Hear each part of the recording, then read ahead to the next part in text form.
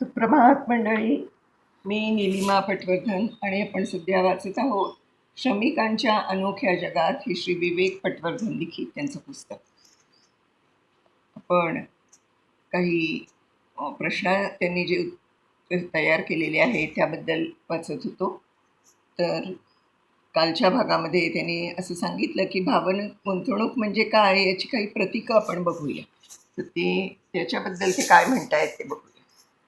तुम्हाला भावनिक गुंतवणूक याचं काय रूपक वाटतं?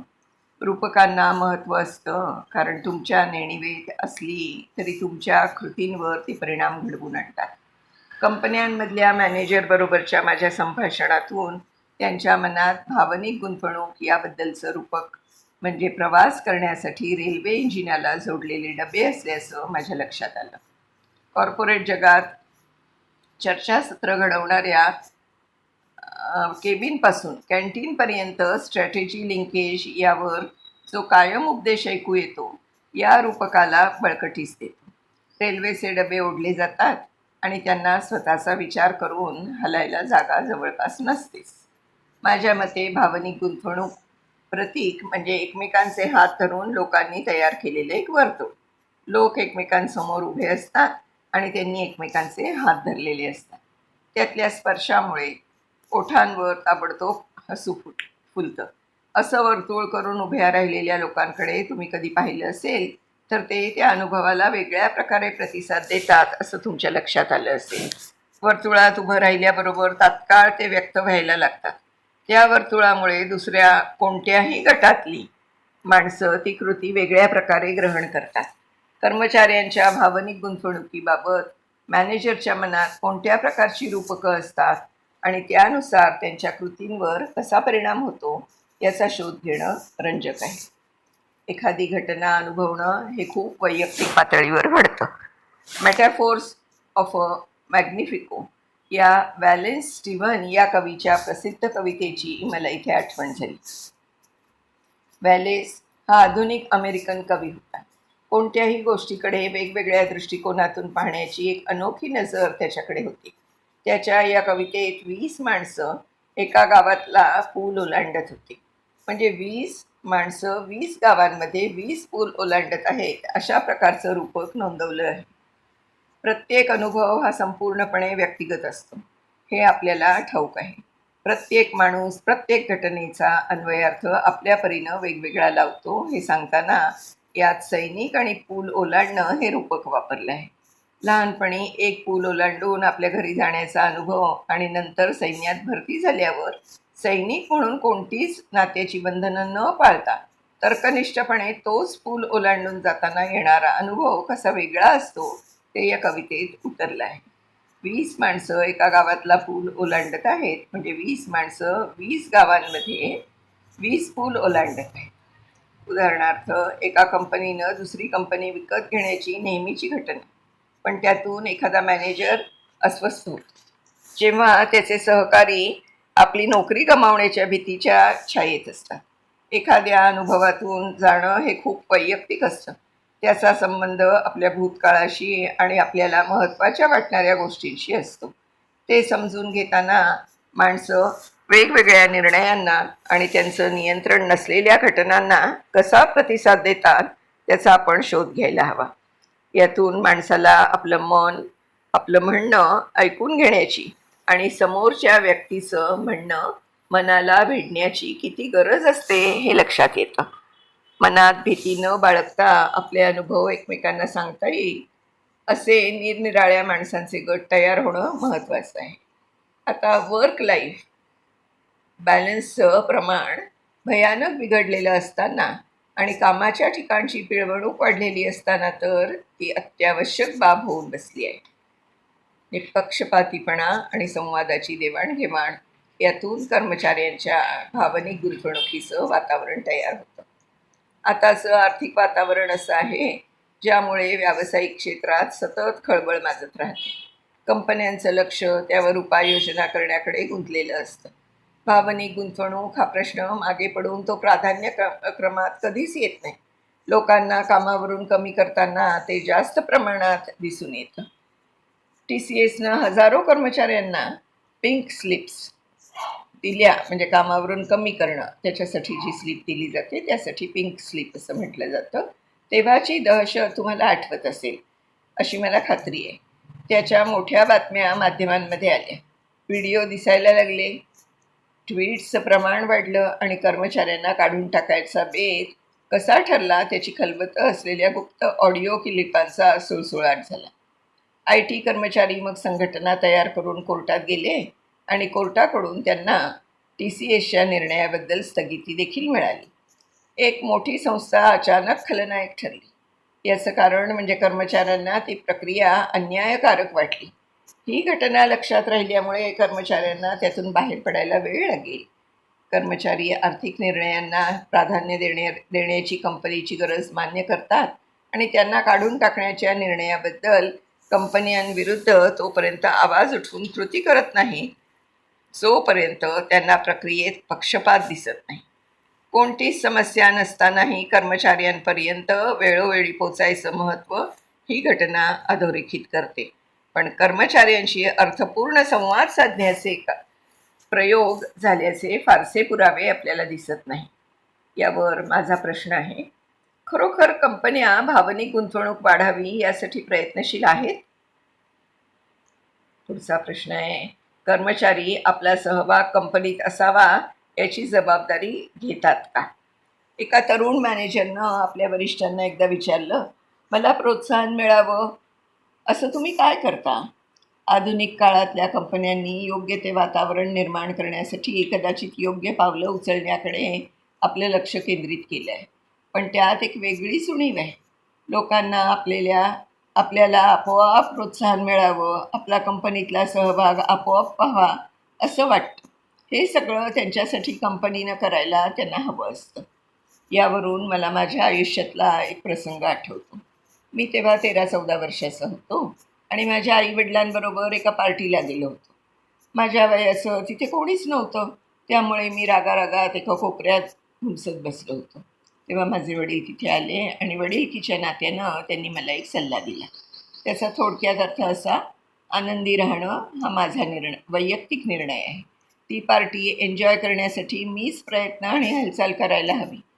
सहभाग हा एका मर्यादेपर्यंत वैयक्तिक निर्णय असतो. लोक हे नक्कीच शिकतात. कंत्राटदारांकडच्या कामगारांकडे पहा, त्यातले काही तुमच्याकडे शिकायचं काम करतात, त्यापैकी काही जण कंपनीत उत्साहानं सहभागी होतात. त्यांच्या विरोधात किती पैलू असतात ते पहा. त्यांना वेगळं वेतन मिळतं, ते तिथे काम करत असूनही त्यांना मिळणाऱ्या सुविधा सारख्या नसतात. आपल्या असंही लक्षात येईल की ते ज्या मॅनेजरांसाठी काम करतात ते मॅनेजर त्यांना आदर सन्मानानं वागवतात. त्यांच्या समस्यांवर उपलब्ध असलेल्या संसाधनांमधून शक्य तितक्या लवकर उत्तर शोधतात आणि त्यातून सहभागाला चालना मिळते. कामाच्या ठिकाणच्या नातेसंबंधांवर हे जितकं अवलंबून असतं तितकंच तो माणूस स्वतः कोणता दृष्टिकोन बाळगतो त्यावरही अवलंबून असतं. यावरून विक्टर फ्रँकेल या मनोविकार तज्ज्ञाचं मॅन्स सर्च फॉर मीनिंग हे पुस्तक आठवतं.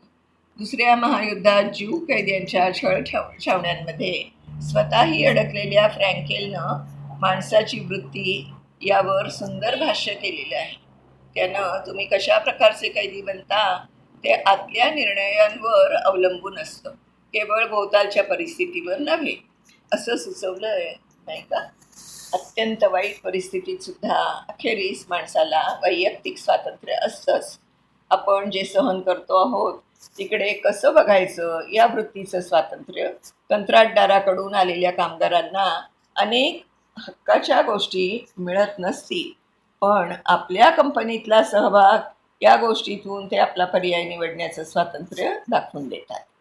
मी ही टोकाची केस इथे मांडून कर्मचारी देखील आपल्या सहभागासाठी जबाबदार असतो हे दाखवून द्यायचा प्रयत्न केला आहे. त्याला चालना कशी द्यायची हा इथे मुद्दा आहे.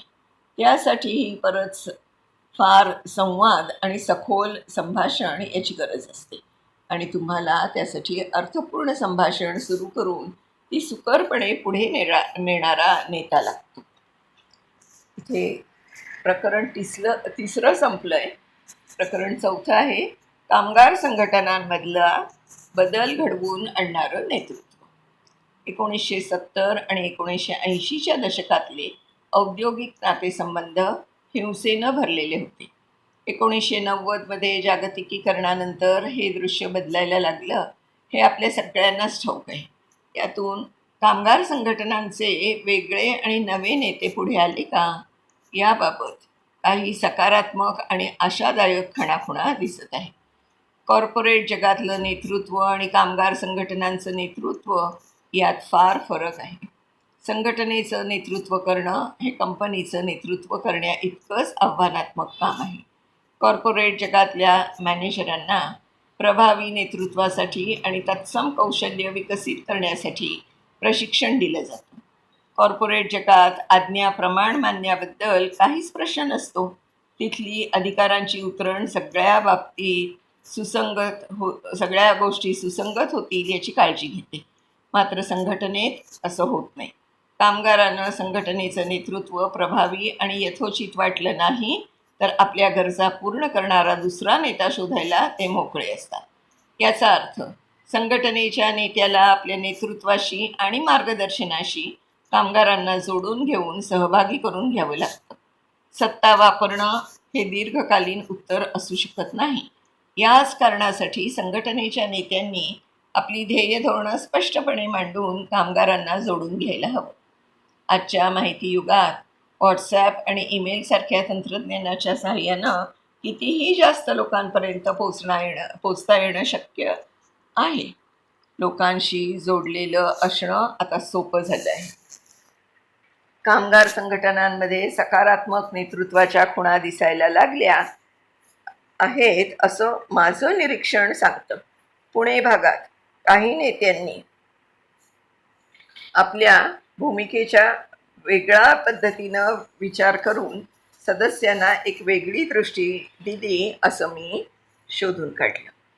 व्हिजनमध्ये सुस्पष्टता आणणं. एका नुकत्याच झालेल्या परिषदेत दिलीप पवार, विश्व कल्याण कामगार संघटनाचे प्रभावी नेते, कंपनीच्या म्हणजे बजाज ऑटो लिमिटेडच्या कामगारांसमवेत झालेल्या कंपनीच्या कारनाम्याबद्दल व त्याच्या परिणामांबद्दल उत्साहानं बोलले. कोणी असं म्हणू शकेल, हा सुरुवातीचा हनीमूनचा काळ आहे, पण त्यात अजूनही लक्षात घेण्याजोगे महत्त्वाचे मुद्दे आहेत आणि खोल निरीक्षण करणाऱ्याकडून ते सुटू शकत नाहीत. त्यातले काही मुद्दे. दिलीप पवार म्हणाले, कंपनीच्या मॅनेजमेंटच्या विचारसरणीमध्ये बदल व्हावा असं संघटनेला वाटलं आणि तसं होण्यासाठी आधी आपण बदलायला हवं असं त्यांना वाटतं. हा झगडा अपरिहार्य आहे असं मानताच ते म्हणाले, 2006 सालच्या 65 दिवसांच्या संपातल्या गेट मिटिंगांमध्ये कोणीच व्यवस्थापनाला शिव्याशाप दिलेले नाही. संघटनेच्या नेतृत्वाच्या हे लक्षात आलं. जे कारखाने बंद पडत चालले आहेत, जसा अकुर्डीचा बजाजचा कारखाना जो अचानक बंद पडल्याचं तुम्हाला आठवत असेल, किंवा तिथे कामगार कपात मोठ्या प्रमाणात चालू आहेत, तिथे कामगारांच्या कुटुंबियांना उत्पन्नाचं दुसरं साधन मिळेल याची खात्री करून द्यायला हवी. यातून VKKSनं म्हणजे विश्व कल्याण कामगार संघटना कुटुंबातल्या महिलांना स्वयंरोजगाराचं प्रशिक्षण स्वयंस्फूर्तपणे पुरवलं. 25 महिलांच्या पहिल्या वर्गापासून सुरुवात करून पुढे जास्त वर्ग घेण्यात आले. अशा प्रकारे प्रशिक्षण मिळालेल्या अनेक महिला आज चांगलं आर्थिक उत्पन्न कमावत आहेत. 2010मध्ये चाकणचे कर्मचारी VKKSमध्ये म्हणजे विश्व कल्याण कामगार संघटनेत सामील झाले. तोपर्यंत VKKSच्या लक्षात आलं, आपण वाटाघाटी आणि मन वळवणं ही कौशल्य आत्मसात करायला हवीत. मग त्यांनी ऑप्शन पॉझिटिव्हच्या अरविंद श्रौती यांच्याशी आपल्याला मार्गदर्शन करण्याबाबत संपर्क साधला. औद्योगिक नातेसंबंध याबाबत त्यांनी अरविंद श्रौती यांच्याकडून सकारात्मक दृष्टिकोन शिकून घेतला. कामाचं मोजमाप अशासारख्या विषयांवर त्यांनी प्रशिक्षण घेतलं. VKKSनं RCA म्हणजे रूट कॉज ॲनालिसिस वापरून कर्मचाऱ्यांच्या समस्यांबाबत सखोल समज आणि त्यावरचे उपाय यासाठी YY ॲनालिसिस ही पद्धत शिकून घेतली. सदस्य कर्मचाऱ्यांना स्वतःचं घर हवं असं वाटतं असं कामगार संघटनेच्या लक्षात आलं. VKKSनं नुकताच एक महत्त्वाकांक्षी प्रकल्प हातात घेतलाय, जो शेकडो कामगारांना अनेक मजली इमारतींमध्ये घर मिळवून देईल. याच्या योजना तयार आहेत. कर्मचाऱ्यांच्या महिला कुटुंबियांनी सुरू केलेल्या व्यवसायांसाठी गाळे बांधायच्या योजनांचेही प्रस्ताव संघटना मांडते आहे. VKKSनं 2012मध्ये एक दूरदर्शी धोरण ठरवलं. त्यांच्या ध्येय धोरणामध्ये इतर काही बाबींबरोबर साधारणपणे लोकांच्या मनात संघटनेची प्रतिमा उंचावणं, महिला सक्षमीकरण असे 2 मुद्दे अंतर्भूत आहेत. VKKSनं कंपनीच्या प्रती ठेवलेलं धोरण देखील ठरवलं आहे. त्यात इतर बाबींबरोबर पुढील बाबींचा समावेश आहे. कंपनीच्या ब्रँडवर तणावाच्या काळातही ताशेरे ओढले जाणार नाहीत. स्वयंशिस्त पाळली जाईल. जास्त गैरहजर राहणारे कामगार VKKSचं प्रतिनिधित्व करण्यासाठी निवडले जाणार नाही. संघटना गुणवत्तेचे निकष पाळेल. त्यात चोरवाटा शोधणार नाही. सगळ्यांना सन्मानानं वागवलं जाईल. सर्व व्यवहार पारदर्शी असतील. अनेक कौशल्यात म्हणजे मल्टी स्किलिंग प्रावीण्य प्राप्त केलं जाईल. अनेक प्रतिनिधी स्वतः अनेक कौशल्य आत्मसात करतील. VKKSनं व्यवस्थापन डेटाबेस तयार केलं गेलं जाईल आणि संघटनेकडे प्रत्येक कर्मचाऱ्याचा डेटा असेल आणि ते वास्तव आकड्यांवर आधारितच बोलतील. ज्या कर्मचाऱ्यांना VKKSच्या गृह प्रकल्पात घर होतं त्यांच्यासाठी कमी व्याजदर मिळवणं आणि कर्मचाऱ्यांना सोयीस्कर अशा कर्जाच्या शर्ती मिळवणं यात VKKS यशस्वी झाले, कारण त्यांच्याकडे सर्व कर्मचाऱ्यांचा डेटा होता. बजाज ऑटो आणि VKKS यांना पूर्वी कडवटपणे झगडा करावा लागला होता. निकोप भागीदारी ही आपापला एकटा मार्ग स्वीकारण्यापेक्षा चांगली असते हे लक्षात घेऊन तिथपर्यंत पोचायला या दोघांनी आपापला वेगवेगळा वेळ घेतला. VKKSनं घेतलेली नवीन भूमिका केवळ सकारात्मक होती इतकंच नव्हे, तर VKKSला बिझनेस पार्टनर या नात्यानं चांगलं स्थान प्राप्त करून देणारीही ठरली. यावरून धडा घेऊन ITC कामगार संघटनेनं सकारात्मक पावलं उचलली. ITC कामगार संघटनेचं विजन असं होतं. ते आता पुढच्या भागात बघूया. तोपर्यंत बाय बाय मित्रांनो.